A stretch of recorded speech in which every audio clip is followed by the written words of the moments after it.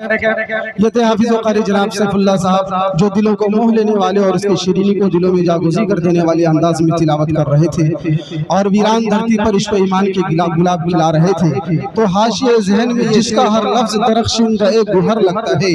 یوں تو بس ذکر شہ جن و بشر لگتا ہے اور پورا قرآن ہے مجموعہ نعت سرور باوضو ہو کے بھی چھوٹے گئے سامعین۔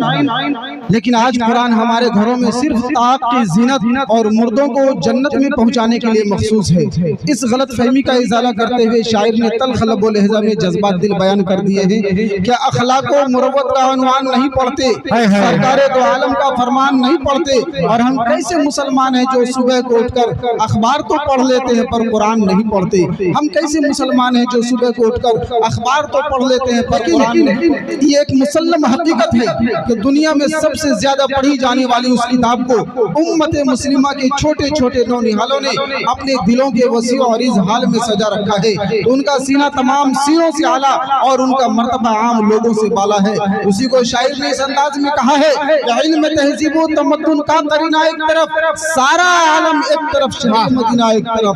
30 پارے قلب کے جزدان میں محفوظ ہیں، سارے سینے ایک طرف، حافظ کا سینہ ایک طرف، سارے سینے ایک طرف، حافظ کا سینہ ایک طرف۔ حضرت سامعین، قابل مبارکباد ہے آپ تمام باشندگان عالم نگر حسن پور، آپ نے محبوب خالق اکبر اور خالق کائنات کے ذکر کو سننے کے لیے ایسی بابرکت مجلس سجائے جہاں بدکردار کے سیارات کو حسن عمل کا اجالا عطا کیا جاتا ہے، لوگوں کو ضلالت و گمراہی کی پیڑھی سے اتار کر رشد و ہدایت کے ایک ہی پلیٹ فارم پر لا کر کھڑا کیا جاتا ہے، دلوں پر جمے ہوئے میل کو ذکر مصطفیٰ کی سرد اور شیریں پانی سے دور کیا جاتا ہے، قلوب کو خلوص للہیت، دماغ کو اسلام کی بصیرت، روح کو ایمان کی لطافت کا درس دیا جاتا ہے اور جنت کی پربہار وادیوں میں ٹہلنے کا طریقہ سکھایا جاتا ہے۔ لہذا طہارت روحانی اور لطافت باطنی کے ساتھ ہم تنگوش ہو کر برائے اجمان ہو جائیے۔ عند لب گلشن رسالت ثنا خان رسول ایک بات دیگر نعت نبی کی شراب سے کوئی پلائیں گے، ہم اور آپ محفل نور میں نہائیں گے۔ سرخ ہونٹوں پہ لالی نہیں ہوتی، رسول پاک نہ ہوتے تو خوشحالی نہیں ہوتی۔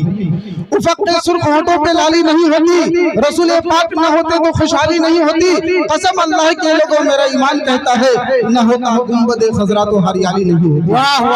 قسم اللہ کے لوگوں میرا ایمان کہتا ہے نہ ہوتا گنبد خضرا تو ہریالی نہیں ہوتی۔ اور آگے شاعر نے عشق نبی میں غمزن ہو کر اپنے تخیل کا برجستہ اظہار کیا ہے کہ ہر شے میں اگر آپ کا جلوہ نہیں ہوتا، ہوتی ہی نہیں شام سویرا نہیں ہوتا، وہ نور مجسم جو نہ ہوتا تو جہاں میں سورج بھی نکلتا تو اجالا نہیں ہوتا۔ حضرت سامعین، یہ کائنات نبی رحمت کی مرہون منت ہے۔ آسمان کی بلندی پر چودھویں کا جو چاند چمک رہا ہے وہ شہنشاہ انبیاء، وہ مرسلین کے قدم ناز کی برکت ہے۔ بہت بلند ہے مینار گنبد خضرا، زمین پر ہوتے ہوئے آسمان لگتا ہے اور چمکتا